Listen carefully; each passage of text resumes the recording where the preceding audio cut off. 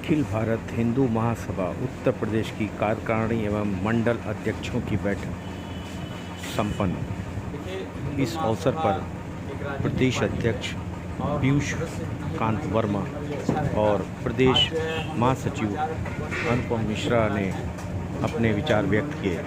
पेश है एक रिपोर्ट। राजकुमार का जो है मनोनयन करेंगे। दूसरी चीज़ यह है कि आज के परिवेश में हिंदू महासभा जो है हिंदुत्व की लड़ाई लड़ रही है और हमारी ये बहुत बड़ी जिम्मेदारी है कि हिंदू राष्ट्र के लिए हम संकल्पित होकर के आगे बढ़ने का कार्य करें। तो इसीलिए आज जो है जो बैठक होगी, जो कार्य समिति की बैठक है, उसमें इन सब चीज़ों पर दिशा निर्देश दिया जाएगा, जिसमें हमारे प्रदेश प्रभारी ऋषि त्रिवेदी जी भी उपस्थित रहेंगे। इसका पूरा ब्यौरा आपको श्री अनुपम जी जो है देंगे। हमारा संगठन अखिल भारत हिंदू महासभा भारत के सभी प्रदेशों में कार्यरत है और न्यायालय में सन 1949 से लेकर के और 2019 तक लड़ाई लड़ा राम मंदिर के निर्माण का। और राम मंदिर के निर्माण की लड़ाई बाकी न भाजपा लड़ी, न विश्व हिंदू परिषद लड़ी, न अन्य कोई पार्टियां लड़ी, केवल और केवल हिंदू महासभा लड़ी। और हिंदू महासभा के वकीलों ने सुप्रीम कोर्ट में अपनी जो है तमाम बातें रखी, जिसका नतीजा ये हुआ कि हिंदू महासभा की इस लड़ाई पर जीत हिंदू महासभा की हुई। और आज बहुत बड़ी विडंबना है कि इसको हमारे देश के प्रधानमंत्री नरेंद्र दामोदर दास मोदी जी जो है बहुत तेज भुना रहे हैं और उन्होंने हिंदू महासभा को ही उस चर्च से बाहर कर दिया है। ये विश्व हिंदू परिषद के लोग जो राम मंदिर निर्माण के लिए 1400 करोड़ रुपए का चंदा खा गए, जिसका कोई हिसाब नहीं दिए, उनके लोगों को वहाँ का जो है मंत्री और इंचार्ज बनाया जा रहा है। 2022 का चुनाव आने वाला है। क्या आपकी पार्टी अपने प्रत्याशियों को इस चुनाव में जनता के लिए उतारेगी? जी जी बिल्कुल। हम अपने विधायक के लिए हम चुनाव में जो है लोगों को उतारेंगे और उतार करके निश्चित रूप से हमें हिंदुत्व की लंबी लड़ाई लड़नी है। तो हिंदुत्व की लंबी लड़ाई लड़ने के लिए हमें निश्चित रूप से आगे आना होगा और जो भी कानूनी सदन है उनमें हमको जाना होगा। हम सदन में जाएंगे और जा करके जनता की आवाज़ उठाएंगे। ये हमारे लिए आवश्यक है क्योंकि हिंदुओं के लिए बहुत ही स्थिति दुरूह है। हम उस स्थिति को खत्म करने का प्रयास करेंगे।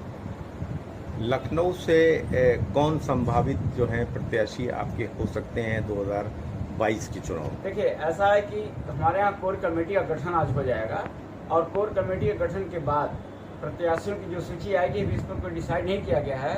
उस कोर कमेटी के थ्रू जाएगा ये राष्ट्रीय कार्य समिति में और राष्ट्रीय कार्य समिति अपना जब निर्णय करेगी तब उसके नाम की घोषणा हो पाएगी।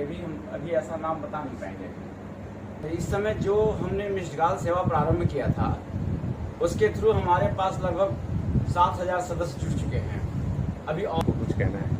एक समय था जब हम लोगों ने सोचा था कि देश की आर्थिक समस्याएं दूर होंगी, लेकिन अब ये लगता है कि देश की आर्थिक समस्याएं बहुत ज़्यादा बढ़ गई हैं और उस पर सरकारें अपनी निगाह नहीं रख रही हैं।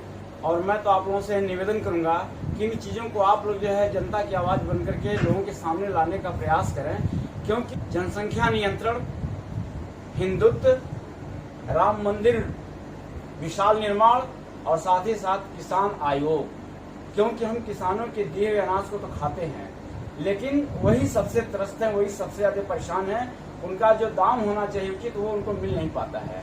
तो हम किसान आयोग का गठन करने के मुद्दे को लेकर के हम निश्चित रूप से हम आगे बढ़ेंगे। ये अभी जो कृषि बिल पास हुआ है जी, इस बिल के विरोध में जी देश के किसान, गरीब किसान सड़कों पे आ गए हैं। जी जी इसके बारे में आप क्या कहेंगे सर? अब देखिए, कृषि बिल जो है अभी किसानों के हित में नहीं है। हम लोग को लेकर के एक तो किसान आयोग का गठन का मांग है। जो किसान आयोग का गठन होगा उसमें हमारे किसान भाइयों की जो मांग होगी उसको लेकर के हम सड़कों पे आएंगे, उस मांग को मनवाई जाएगी।